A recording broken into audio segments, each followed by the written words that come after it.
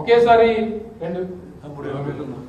ఒకేసారి 4,200 మంది ఒకేసారి ఒక రాత్రికి తీసేస్తామని అంటే అందరూ పోరాటం చేశారు.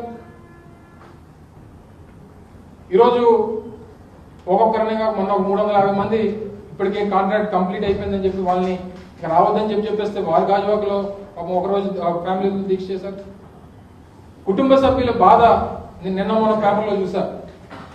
మహిళలు రోడ్ల మీదకి ఎక్కి 1350 రోజుగా ఎప్పుడు కూడా ఇంట్లో మహిళలు కూడా బయటకు రాల.